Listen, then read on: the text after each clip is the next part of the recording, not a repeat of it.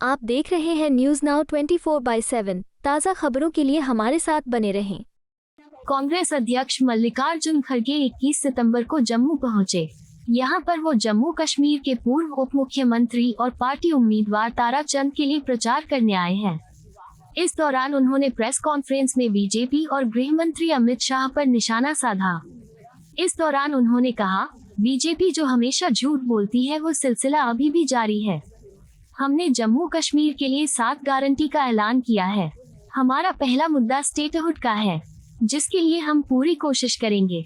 उन्होंने कहा, लोकसभा चुनाव के दौरान हमने जाति जनगणना का जो वादा किया था, हम यहाँ पर जाति जनगणना कराएंगे। यहाँ पर भी जो ओबीसी का हक है उसे दिया जाएगा। लोगों के कल्याण के लिए जरूरी है। जब हमको सही डाटा और आंकड़े मिलेंगे तो हम लोगों को नई योजनाओं का सही लाभ देंगे। बीजेपी पर निशाना साधते हुए उन्होंने कहा, कुछ लोग कहते हैं कि हम जाति के नाम पर देश तोड़ना चाहते हैं। इस पर भाजपा के लोग झूठ बोलते हैं और झूठा प्रचार करते हैं। झूठा प्रचार करने में हमारे गृह मंत्री सबसे आगे हैं। वो पहले बोल देते हैं तो कहते हैं कि वो जुमला था। हम जो कह रहे हैं वो जुमला नहीं है। हम इसे सही ढंग से लागू करेंगे। कांग्रेस वादों के अलावा विकास पर भी फोकस करेगी। जम्मू कश्मीर में शांति के दावे पर उन्होंने बीजेपी पर निशाना साधते हुए कहा, आपका शांति का जो दावा है उसके बावजूद घटनाएं क्यों हो रही है? आपने जम्मू कश्मीर के लिए क्या क्या किया है? इसका कोई जवाब आपके पास नहीं है। उनके पास कोई उत्तर नहीं। इनके पास कोई एजेंडा नहीं है। इनके नेता हमारे नेताओं की जबान काटने की बात करते हैं। उनके विधायक और सांसद कहते हैं कि हम राहुल जी की जबान काट लेंगे। उन्हें आतंकवादी और देशद्रोही कह रहे हो। उन्होंने आगे कहा कि राहुल गांधी का उतना ही असर है जितना उनकी दादी का था। राहुल गांधी के खिलाफ अपशब्द बोलने वाले के खिलाफ पीएम मोदी एक्शन क्यों नहीं लेते हैं? पीएम मोदी आरएसएस और अपने एमपी से डरते हैं। आज बीजेपी जो हमेशा जैसी बातें करती है, झूठ बोलने का, तो अभी सिलसिला उसका जारी है। देखिए, हमारे तो 7 गारंटी हमने डिक्लेयर की है। उस 7 गारंटी में आप सबको मालूम होगा कि हमारा सबसे पहला मुद्दा स्टेटहुड का है और जम्मू कश्मीर को स्टेटहुड दिलाने के लिए हमारी पूरी कोशिश रहेगी। हम इसको दिलाएंगे। और दूसरी जो हमारी गारंटी है, अच्छी सेहत हमारा हक है और इसके लिए हम 3 सूत्री कार्यक्रम में लगा दिए हैं। हर परिवार को 25 लाख का हेल्थ बीमा हम देंगे। 30 मिनट में सस्ती हेल्थ सर्विस और हर तहसील मोबाइल क्लिनिक, हर जिले में सुपर स्पेशलिटी अस्पताल हमारा टारगेट है। और चौथा, महिला सम्मान हमारा वो भी एक बहुत बड़ा कार्यक्रम है। घर की मुखिया को हर महीने 3,000 रुपए देने का हमारा वायदा है और स्वयं सहायता समूहों को 5 लाख रुपए इंटरेस्ट फ्री लोन हम उन ग्रुप्स को देंगे। चौथा जो है, कश्मीरी पंडितों का एक जो हक है और जिसको मनमोहन सिंह जी ने एक योजना तैयार की थी, उसको हम वो रिहैबिलिटेशन का प्रोग्राम हम लागू करेंगे और वो दिला के रहेंगे। पांचवा ओबीसी का हक, संविधान के तहत पिछड़े वर्ग को पूरा हक मिलेगा और जातीय जनगणना जो हम पूरे देश में इसके लिए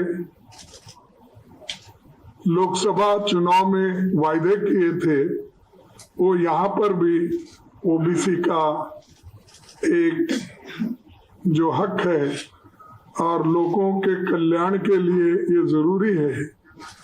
और जब हमको सही डाटा मिलेगा और सही आंकड़े मिलेंगे तो हम लोगों को नई योजनाएं और नई जो वेलफेयर स्कीम्स है, उन वेलफेयर स्कीम्स को हम लोगों को दिला सकेंगे।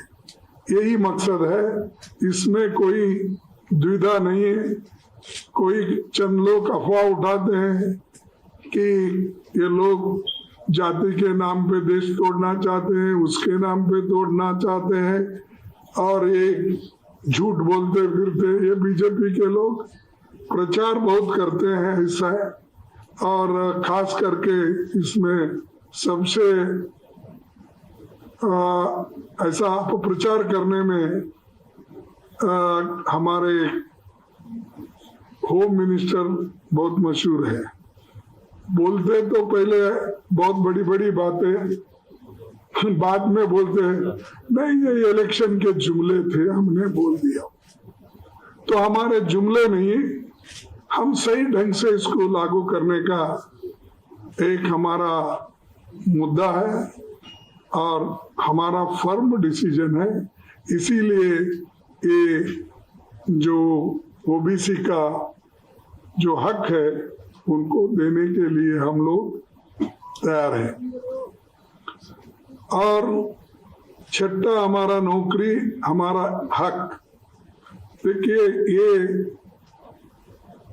1 लाख नौकरी खाली है, तो 1 लाख नौकरी हम इमीडिएटली इसको देंगे, नोटिफाई करेंगे और लोगों को ये भरोसा दिलाएंगे कि हम आने के बाद काम करने वाले हैं, हम कहेंगे।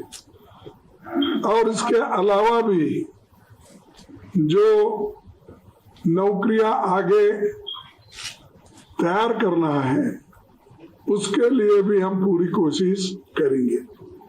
लेकिन बीजेपी का कहना है कि हम 5 लाख नौकरियां नहीं देंगे। अरे वही 5 लाख नौकरियां अब बोल रहे देंगे, आप तो 5 साल से आपकी गवर्नमेंट है, 10 साल से आपकी गवर्नमेंट है और यहाँ पर भी लेफ्टिनेंट गवर्नर एक चीफ मिनिस्टर से भी ज्यादा है। तो क्या क्यों नहीं हुआ फिर? जब हुकूमत आपके पास है, जब पूरे पावर्स आपके पास है, तो आप करें क्यों नहीं? आप चुनाव में अब बोल रहे हैं, क्या लोग इसको भरोसा करेंगे? यहाँ के युवा भरोसा करेंगे? और ऐसी झूठ बोलने की आवश्यकता क्या थी? आप करने वाले हैं तो ये पहले ही कर सकते थे। क्या चुनाव के लिए रखे थे क्या ये आंकड़ा 5 लाख देने का है? तो ये हमारे जो लोग यहाँ पर हुकूमत कर रहे हैं वो हमेशा झूठे वायदे करते हैं। जैसा कि एक इलेक्शन में 2-2, 3-3 झूठ बोल के वो आए। कभी 15 लाख का काले धन का झूठ बोला, कभी 2 करोड़ नौकरियां देने का झूठ बोला। अब ये 5 लाख का जो बोल रहे वो वैसा ही एक जुमला और झूठ है। और हमारे ये नौकरी हम पक्की इसलिए कर रहे हैं कि 65% वैकेंसीज जम्मू कश्मीर में है, वो वैकेंसी हम भरेंगे। उसके अलावा जहां जहां खाली वैकेंसीज होते हैं वो भी हम भर के दिखाएंगे। और बेरोजगारी यहाँ इतनी है, 35% बेरोजगारी जम्मू कश्मीर में है। क्यों इधर ध्यान उनका नहीं भटका? आज जो बात बोल रहे थे, आपको तो काफी समय था, आपने तो लेफ्टिनेंट गवर्नर को इतने पावर्स दिए हैं, शायद वो इतने पावर जमा कर इकट्ठा करके उनके हाथ में दिए हैं। फिर आप ये 1 महीने में कर सकते थे सारी चीजें, आपने नहीं किया। और हम ये जरूर करके दिखाएंगे। हमारा अनाज हमारा हक है, ये 7वीं गारंटी। आपको मालूम है कि जो सोनिया गांधी जी ने फूड सिक्योरिटी एक्ट कानून लाया, ये इसीलिए लाया गरीबों के पेट भरने के लिए।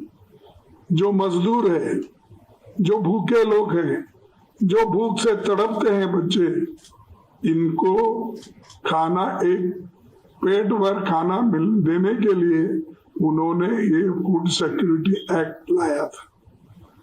और यहाँ पर 11 केजी राइस दे रहे थे। हाँ, ठीक है ना? 11 केजी अनाज बोलो, राइस, ये सब दे रहे थे। उसको कट करके इन्होंने 5 केजी किया। हाँ, 5 केजी। पहले 35 किलो देते थे, 35 पर फैमिली, जब 15 किलो राइस तो पार्टी का अनाज। है ना? ठीक। तो आज हम वो रेस्टोर करेंगे और रेस्टोर करके जो अनाज उनको मिलता था वो हम देंगे, ये हमारा वायदा है। तो ये तो हमारे 7 पक्के वायदे हैं। उसके अलावा जो डेवलपमेंट में कांग्रेस पार्टी ने जो काम किया, चाहे वो रेलवे का हो, चाहे रोड का हो, चाहे एयरपोर्ट का हो, ये सारी चीजें कांग्रेस पार्टी ने की। लेकिन अब हमेशा हर चीज को हमने किया, ये मोदी साहब बोलते हैं। उसके अलावा उन्होंने ये भी बोलते हैं शांति समृद्धि सब हमारे वक्त आया है। और बाकी फिर भी आपका जो क्लेम है बहुत शांति का, दूसरे जगह फिर घटनाएं क्यों हो रही?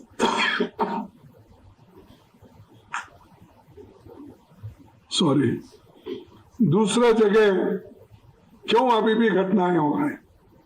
तो ये है कहने का, हाथी के दांत खाने के एक होते हैं, दिखाने के लिए एक होते हैं।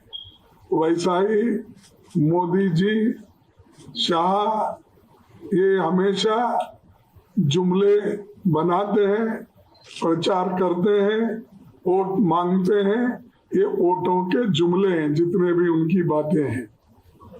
और हम हमेशा गरीबों का ख्याल रखते आए हैं। मनरेगा का योजना लो, कर्ज माफी का किसानों का योजना लो, और ये जो फूड सिक्योरिटी लो, एजुकेशन का लो, ये सारी चीजें हमने गरीबों के लिए सोच के कि ऐसा कौन सा काम आपने किया है हमको बताइए।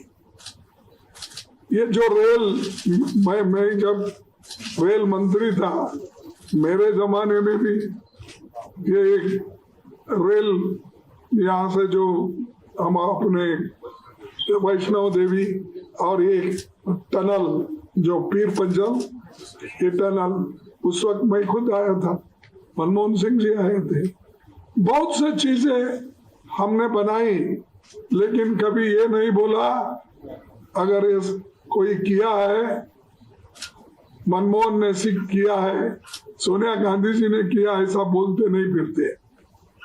ये मोदी जी हमेशा अगर किसी ने किया तो मोदी ने किया, शाह बोलते हैं तो किसी ने किया, मोदी ने किया। अरे भाई, मोदी प्राइम मिनिस्टर है, तुम क्या किए वो बोलो। आपने जम्मू कश्मीर के लिए कौन सी चीजें आपने की ये कहो, लेकिन उनके पास कोई उत्तर नहीं। आज वो सिर्फ प्रचार में लगे हुए हैं और स्मार्ट सिटी बनाने का भी उनका वायदा था, और वो जहां का वहीं वो भी रुक गया है, और आज वो स्मार्ट सिटी भी आगे नहीं बढ़ रही है। और इसके अलावा जो उनके पास कोई एक एजेंडा नहीं है, और हमेशा बीजेपी और आरएसएस ये कहते रहते हैं कि हमारे लीडरों का जबान काटने की बात करते हैं।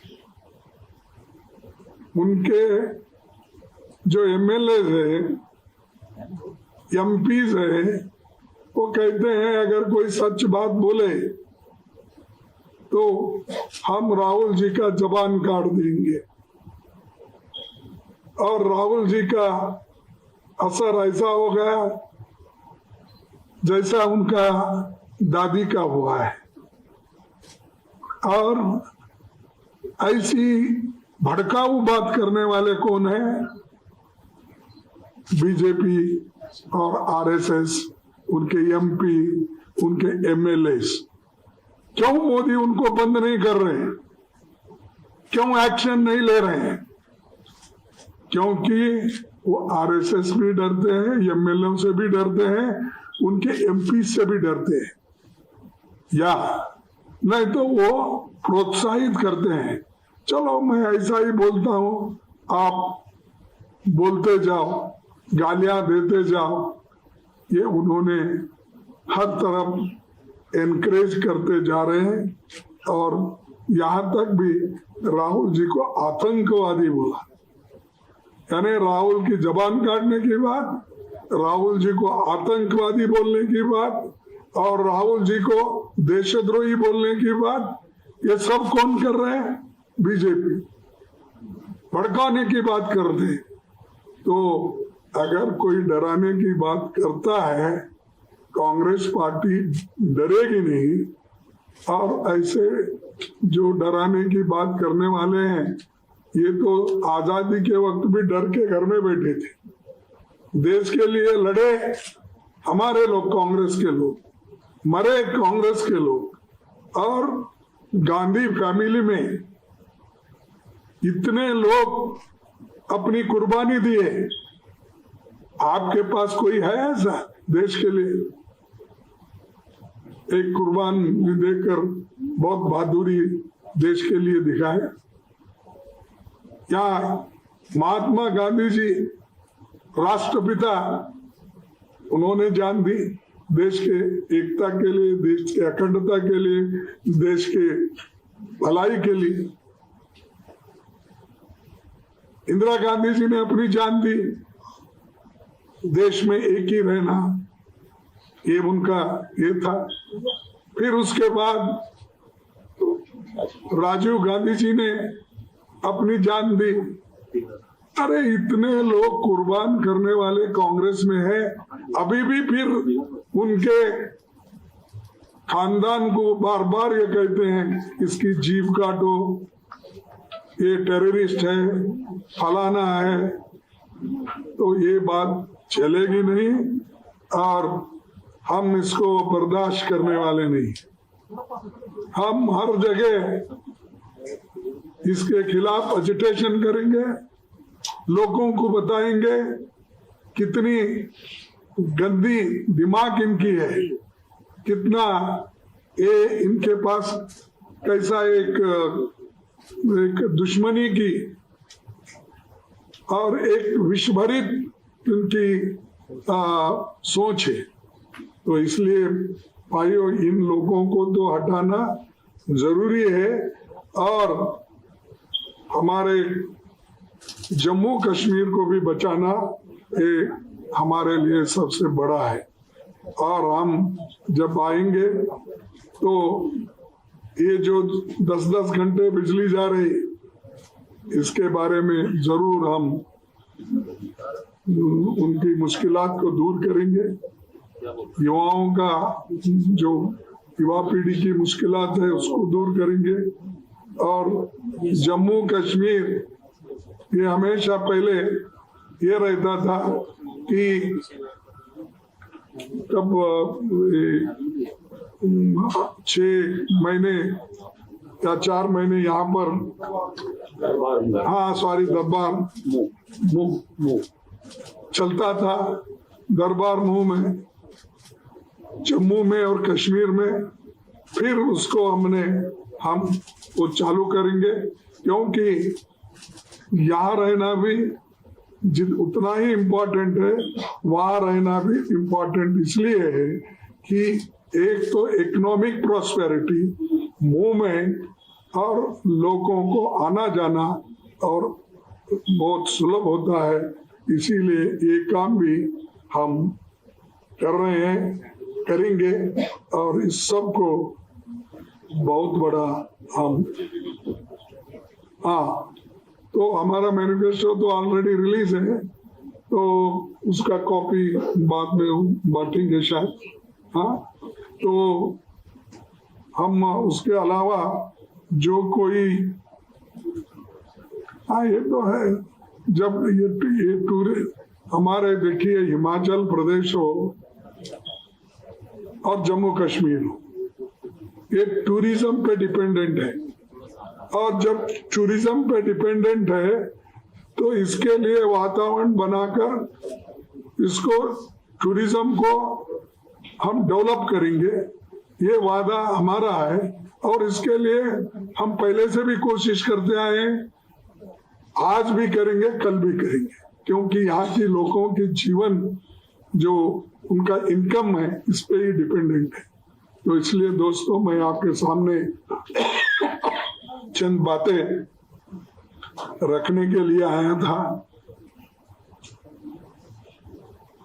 ये बातें मैं आपके सामने रख दिया हूं, तो आप इसको ठीक ढंग से जो हमारी कांग्रेस और एनसीपी की एनसी की गवर्नमेंट है आने वाली है, इसको हम मजबूती से काम करेंगे।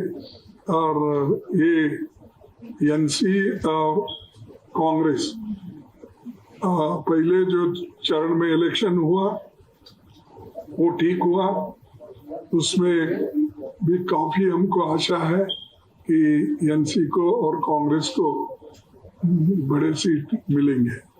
और उसी के साथ ही अब जो चलने वाले सेकेंड थर्ड फेज है उसमें भी हम कामयाब होंगे और लोगों का हमेशा के लिए ये कहना है कि भाई कांग्रेस और एनसीपी ये दोनों मिलके जीतेंगे, अच्छी सरकार चलाएंगे और कोई भेदभाव सरकार नहीं होगा।